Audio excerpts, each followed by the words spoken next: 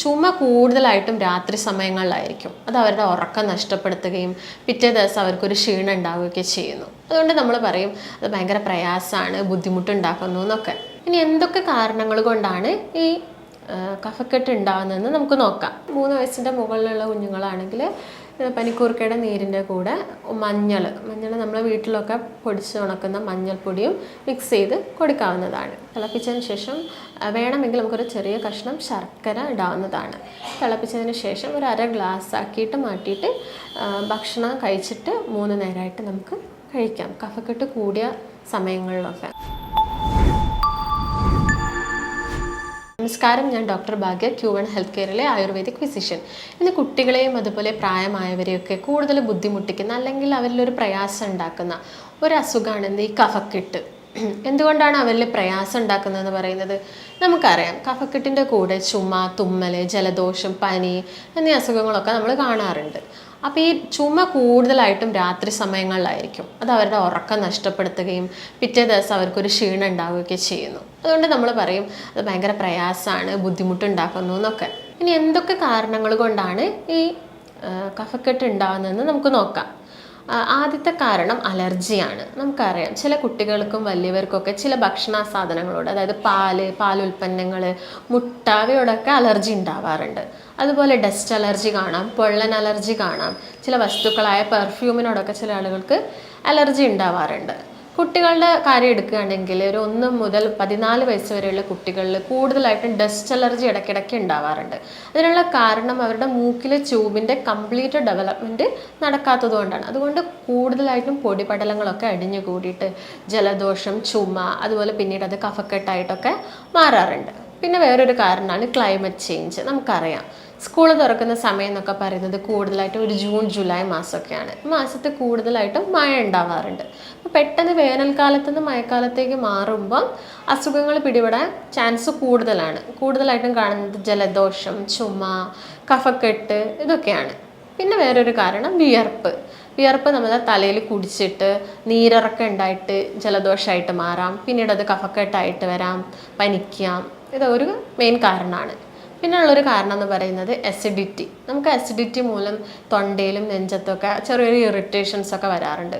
ഇതിനു വേണ്ടി നമ്മുടെ ശരീരത്തിൽ ലങ്സിൽ കൂടുതലായിട്ട് കഫം ഉൽപ്പാദിപ്പിക്കും ഈ ഇറിറ്റേഷൻ മാറാൻ വേണ്ടിയിട്ട്. അതും കഫക്കെട്ടിനുള്ളൊരു കാരണമാണ്. പിന്നെ നമ്മൾ കണ്ടുവരുന്നൊരു കാരണമാണ് ഇപ്പം കോവിഡ് കഴിഞ്ഞിട്ട് പലരിലും ഇടയ്ക്കിടയ്ക്ക് ഈ റെസ്പിറേറ്ററി ട്രാക്ട് ഇൻഫെക്ഷൻസ് വരുന്നത്. ഈ കഫക്കെട്ട്, ജലദോഷം, ആസ്തമ എന്നീ അസുഖങ്ങളൊക്കെ. അപ്പോൾ നമ്മൾ ശ്രദ്ധിക്കേണ്ട ഒരു കാര്യം, നമ്മളിതിന് കറക്റ്റായിട്ടുള്ള ചികിത്സ പ്രോപ്പർ ടൈമിൽ എടുത്തിട്ടില്ലെങ്കിൽ ഇത് ആസ്തമ, ന്യൂമോണിയ പോലുള്ള അസുഖങ്ങളിലേക്കൊക്കെ നയിക്കും. അപ്പോൾ എന്തൊക്കെ കാര്യങ്ങളാണ് നമ്മൾ ശ്രദ്ധിക്കേണ്ടതെന്ന് നോക്കാം.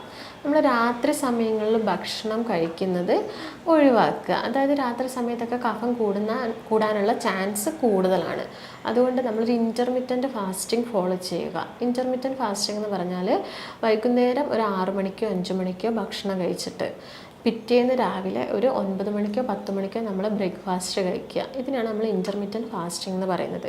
അതുപോലെ ഷുഗർ ഉള്ള ഒരാളാണെങ്കിൽ ഷുഗർ ലെവലൊക്കെ കൺട്രോൾ ചെയ്യാൻ നോക്കുക. കാരണം ബാക്ടീരിയൽ ഇൻഫെക്ഷൻ അവിടെ ഉണ്ടാവാനുള്ള ചാൻസ് കൂടുതലാണ്. കഫക്കെട്ട് നമ്മൾ മെയിൻലി 2 രീതിയിൽ കാണാറുണ്ട് അല്ലേ. ഒന്ന് ഡ്രൈ ആയിട്ടും കാണാറുണ്ട്, ഒന്ന് അതുപോലെ കഫം വരുന്നത്, നമുക്ക് ചുമയ്ക്കുമ്പോഴൊക്കെ കഫം പുറത്തേക്ക് വരുന്നത് രീതിയിലുള്ള കഫക്കെട്ടും കാണാറുണ്ട്. അപ്പം ഡ്രൈ കഫും ഉണ്ട്, വെറ്റ് കഫും ഉണ്ട്. ഡ്രൈ കഫ് എന്ന് പറയുമ്പോൾ നമ്മൾ ചുമയ്ക്കുമ്പോൾ കഫമൊന്നും വരുന്നില്ല. അത് കൂടുതലായിട്ടും കാണുന്നത് ഈ ന്യൂമോണിയ, അസിഡിറ്റി കണ്ടീഷനിൽ, അതുപോലെ ആസ്തമ ഇവരിലൊക്കെയാണ്. പിന്നെ കാണുന്നത് വെറ്റ് കഫാണ്. വെറ്റ് കഫ് എന്ന് പറയുന്നത് കൂടുതലായിട്ടും നമ്മൾ മ്യൂക്കസ് അല്ലെങ്കിൽ ഈ കഫം നമ്മൾ ചുമയ്ക്കുന്ന സമയത്ത് പുറത്തേക്ക് വരിക. ഇത് കാണുന്നത് കോൾഡ് വന്നവരിലൊക്കെയാണ്, ജലദോഷം വന്നവരിലൊക്കെ ഇത് കാണുന്നുണ്ട്. അപ്പോൾ ഇതിനു വേണ്ടി നമുക്ക് എന്തൊക്കെ റെമഡീസ് ചെയ്യാം, വീട്ടിൽ എന്തൊക്കെ കാര്യങ്ങൾ ചെയ്യാമെന്ന് നോക്കാം.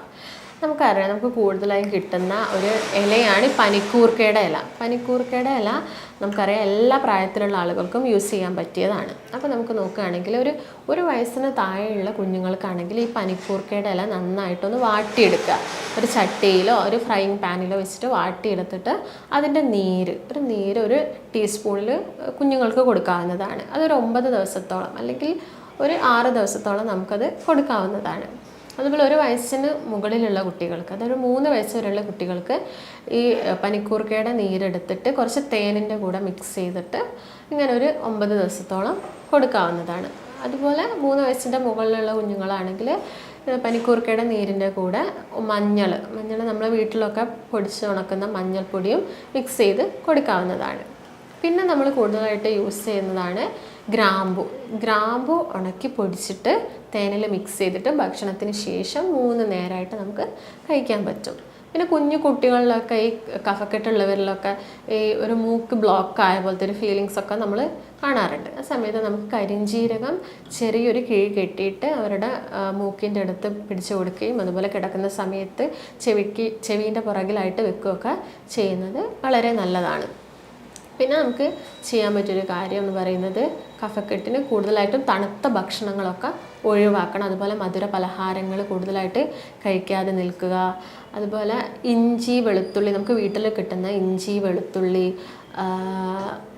കുരുമുളക്, തുളസിയുടെ ഇല, അതുപോലെ തിപ്പലി, ഇതൊക്കെ ചെറുതായിട്ട് ചതച്ചിട്ട് ഒരു 1.5 ഗ്ലാസ് വെള്ളത്തിൽ മിക്സ് ചെയ്തിട്ട് തിളപ്പിച്ചതിന് ശേഷം വേണമെങ്കിൽ നമുക്കൊരു ചെറിയ കഷ്ണം ശർക്കര ഇടാവുന്നതാണ്.